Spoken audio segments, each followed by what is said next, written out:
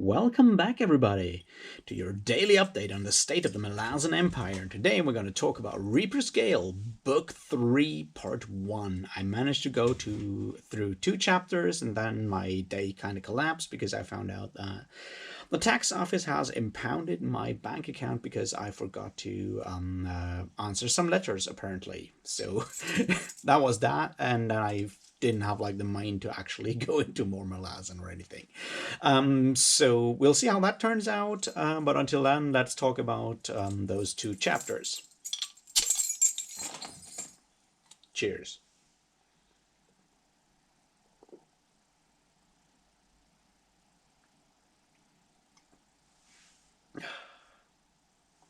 All right. There's a bunch of things going on that are interesting on a lot of different levels. In those 2 chapters. I mean, they're obviously after the ending of book 2, Layers of the Dead, when you have that ending where you see the Malazans in Third Maidenford in the bar with Shurk Elal, and you see them over there, and then on the other hand you see have that final scene with the burning ships and everything.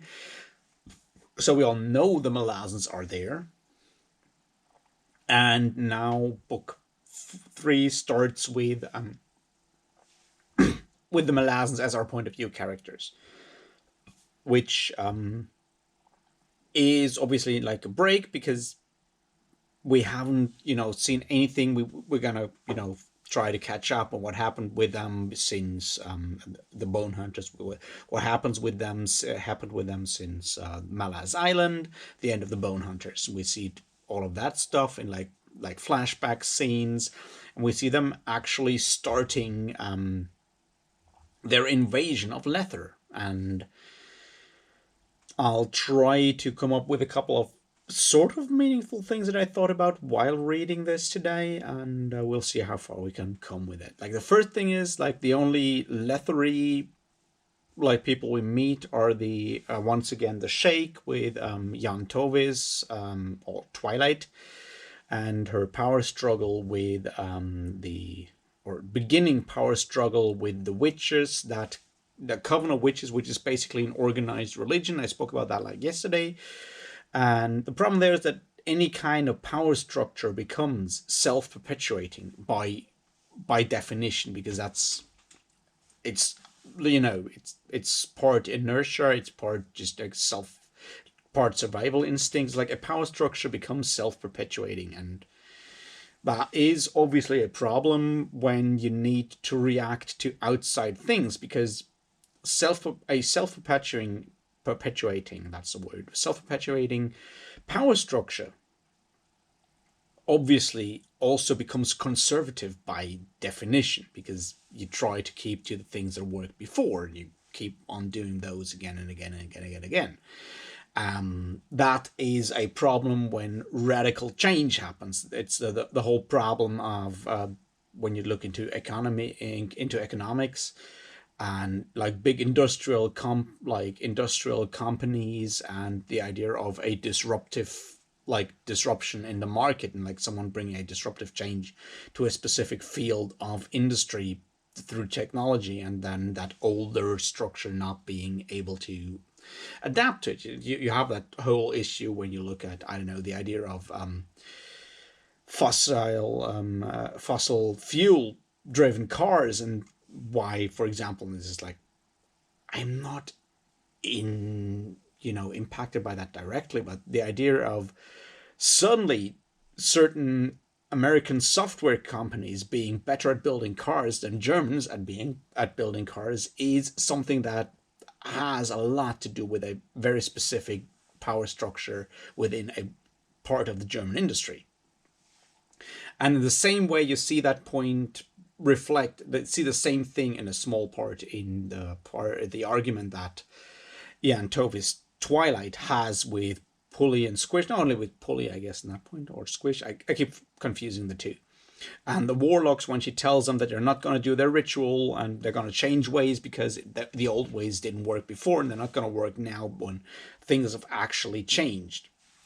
And we'll see how that all works out in the near future. But as I said, it's kind of, harkens back to what I spoke about yesterday, that within a within a religious structure, you have that idea of special knowledge for people of power within the priesthood or whatever, that you see in you saw in like the Catholic Church, you see it in the English High Church, the Anglican Church, and that fight that parts of the nonconformist, reformist churches have against that.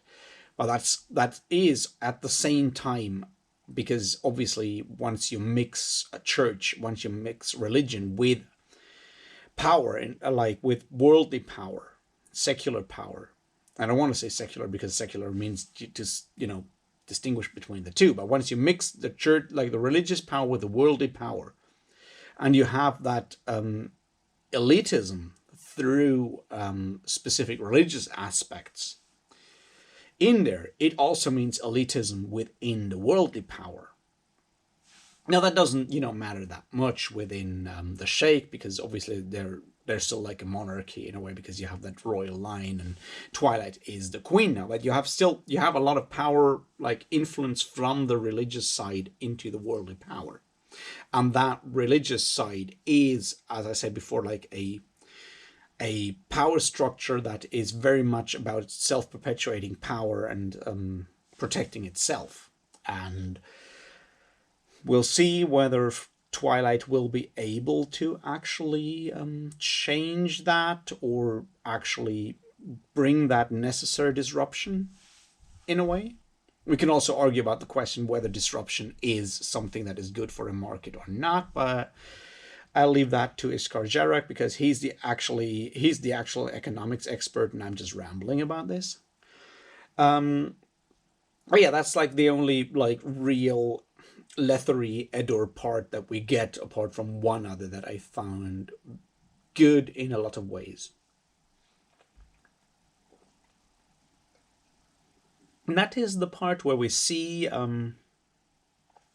a group of Tist Edor that come to Dresh Fort, where they're called to by Twilight, actually, and are ambushed by the Lethery, are ambushed by the Malazans, by Hellions and Herb's squad. And we need to talk about Hellion at some point. I'm not feeling like talking about Hellion today, because I've been in a Hellion mood ever since I learned about that whole issue with my bank account, which obviously is not smart, but never mind. Point is, the way before that, when we have that one, the point of view of that one Edor, that younger Edor who is not into combat. He's not a pacifist, but he's very much trying to avoid combat. He's the only one who really enjoys horses, likes horses, and I personally feel attached to that. I can empathize with that, because I do like horses, and I'm not into violent combat most of the time. But we see that, and we see all of these things happening up to the point where where the entire squad gets like killed. And it's one of those things that Erickson has done before in earlier parts of, like, when we see these like cuts where we have a viewpoint character for a short moment just before they die. And I don't want to go, like beat that to death to death as it may be, but the idea of having like learning about learning about someone, a character, through their inner monologue and all of that just before they die, obviously helps us to humanize the victims of violence, the victims of war, and that's something that will remain with us, because war is not about killing an inhuman other. It's not about killing the other. War is about losing, like, becoming as inhuman as needed to actually kill someone who is the same as you, in a way. And that's what we get reminded of when we have these parts where we have these quick like views into the eyes of the victims of a combat. So there's that. And I wanted to talk about another big like not big thing, but we have our first view of Beak. I don't feel qualified to talk too much about Beak as a character. There's another thing that no, not today. Um, like I feel that someone like Counselor Moonspawn is probably better qualified to talk about the portrayal of Beak as a severely traumatized person with very special abilities. If that's a realistic portrayal or not, I don't want to, go there because I don't feel qualified for that. I just feel it's the way it is written is something that touches me emotionally. Whether that is good or bad is a different thing that as I said, I don't feel qualified to talk about. I just want to say that the whole way Beak is written is an emotionally very moving way, in a way. That sounded dumb. What else do we have? We have some more of these aspects where we get more of the personality of some of the bone hunters, stuff that like people that we've saw mentioned before shortly, like in the bone hunters.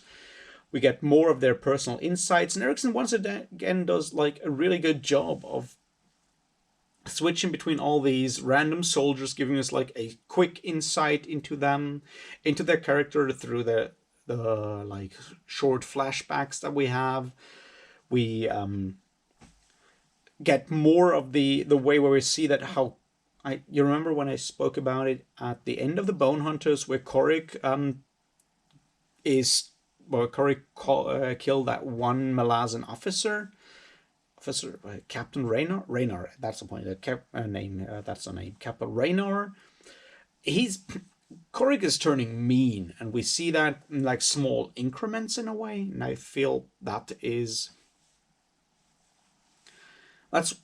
once again one of those skills that are interesting to look at for someone who has like no idea about military fiction, about how people actually work in the military. I feel I guess that's this point that we need to talk, that we talk about all the time when we call it verisimilitude. This is not realistic. I cannot judge it whether the portrayal of soldiers there is realistic because I am not a soldier. I don't have that experience, but it feels realistic. It feels real, and that's why we call it verisimilitude. It manages to bring us that feeling, and that is very just the way we see how these soldiers like slowly change over time and become more brutal or become something more of those archetypes in a way, I guess. There is that bit is just really well handled, I felt.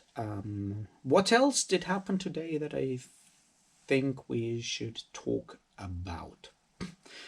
Yes, we need to talk about the speech that Adjunct Tavora Paran gives on the ships about the question of witnessing and not being witnessed, and us being the only witnesses to our deeds. That's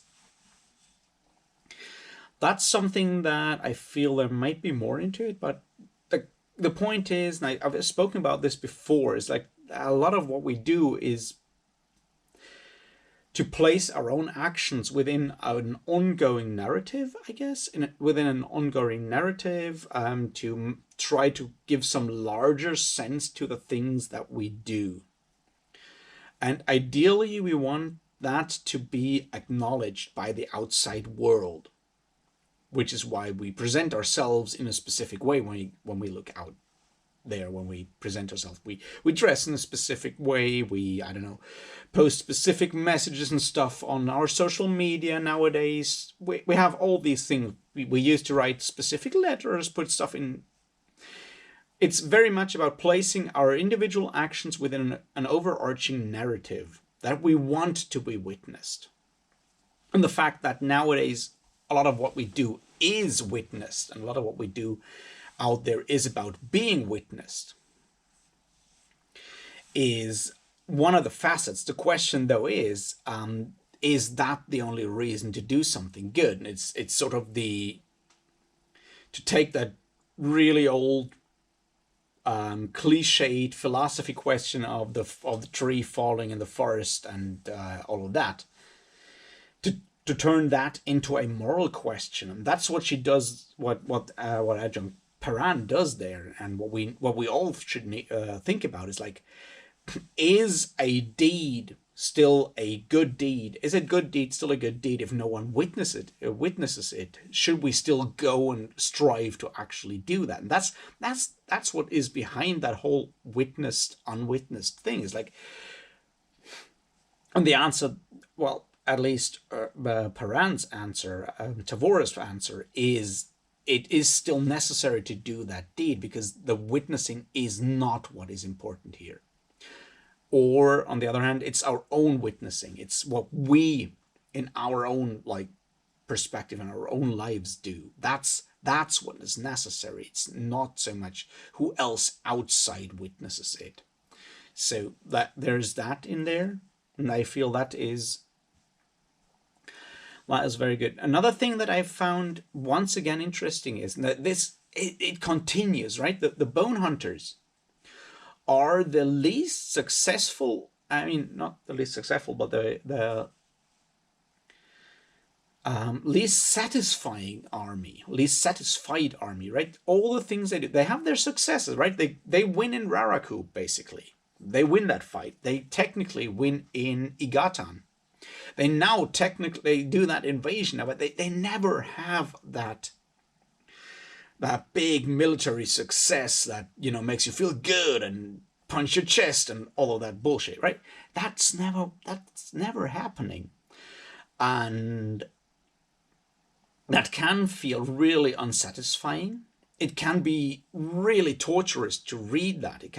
It's probably even much more torturous for those people, if like for people actually being in that situation. But it's another thing that we should probably look at more, both in the way that Adjunct Tavora is portrayed, but also in the way the whole army is portrayed. It's very much about, and we're going to go, get into that much more later on when we have to have our conversation on Stoicism, I guess.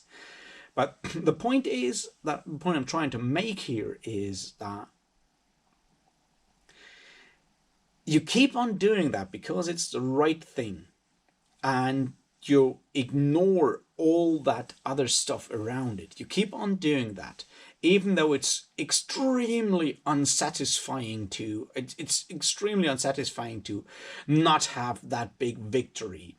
Like, the results are only half of it, and that's like the point, right? That's the situation. What happens in Raraku is like the thing that is witnessed is not the success of the bone hunters, which on the paper it would be, because the bone hunters go there, war is ended. That's not what is witnessed.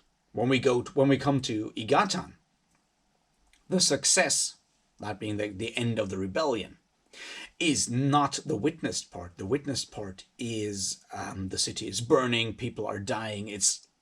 It feels almost like a win, like a victory for Leoman, which is definitely is not, unless you narrow it really down to just him surviving. But apart from that, it's not his victory. He sacrifices, he kills all of his followers just for his personal gain. That's not a victory, but it doesn't feel like, even though, like, when you look at the numbers, it's a victory of the bone hunters. But it doesn't feel like that. So the witnessed part is a different one than the unwitnessed part. The unwitnessed part is the success of the bone hunters. And now we come to the Lether Empire and the invasion of the Lether Empire, and it starts feeling very much the same. And the interesting bit there is, it's once again about a misjudgment, or something of a misjudgment, of the adjunct, because they are using their expectations of what we all would think of having, like, the mass population being enslaved by an elitist conqueror, the Edur, and all of that. But that's not how it really works. But the misjudgment, once again, leads to a military problem. But we only find out after that happens. We have that situation where you have, like, oh, adjunct, you've done it again. And so forth in at the end of chapter, was it 14, I think. So there's that, and we certainly need to continue having an eye on that in the future. What else would be interesting? I don't know. We have like some short glimpses of Sin losing more of her personality. There's a huge bit that I still feel not comfortable talking about. That is the whole situation of the conversation between Seren Padak and her warren, or maybe the dragon behind the warren. We don't know. One other thing that I found interesting to look at, just from a reading it kind of thing, is the whole sequence about Onrak, reborn Onrak killing that saber-toothed tiger, which it basically is, just as like a different name, but it's basically the saber-toothed tiger. Because what we get there is I feel is one of those chapters where Stephen Erickson's background as an archaeologist comes through in an incredibly powerful way. The description of the landscape, the geology, when you have like these different layers of stone being washed away by water and all of that.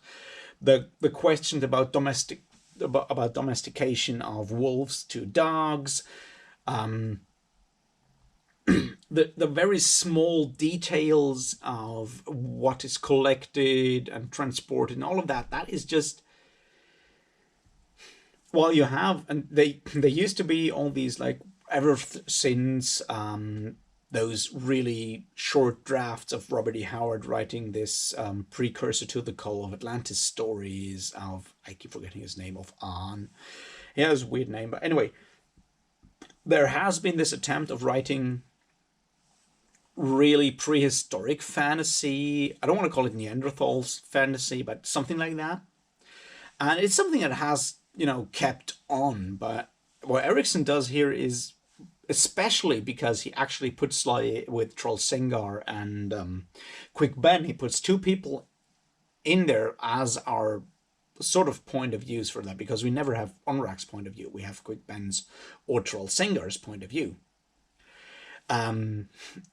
He manages to keep that distance for us where we look at it and we see it and it's like, yes, this is how a modern archaeologist imagines how a Neanderthal or some other Paleolithic hominid, a human, would fight, in a way.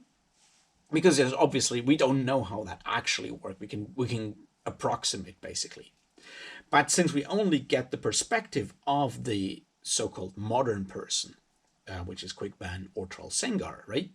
We only get that perspective, so there is that level of misinterpreting what Onrak does, and it's in there all the time. Where Quick Ben guesses something and it doesn't happen, or it happens differently, and then when Onrak is like grieving and says, "I made a terrible mistake," and Quick Ben is like, "Yeah, well, it looked pretty convincing to me." And it's like, no, that's not the point. You're misunderstanding. And the way that Erickson manages to keep that level of alienation, in a way, between Onrak and the other two, even up to the point where Troll Sengar feels that he's closer in his mindset to Quick Ben than he is to Onrak. All of that is like a very good way for a writer of modern fantasy to actually bring across that gulf that we, as people who dabble in archaeology, still have when it comes to understanding the things we find when we only have the stuff that we find when we dig up the ground. I feel there's more to it, but as I said before, my mind is somewhat scattered today, so I'll leave it at that, and I'll talk to you tomorrow about more Apers Gale. Until then, cheers.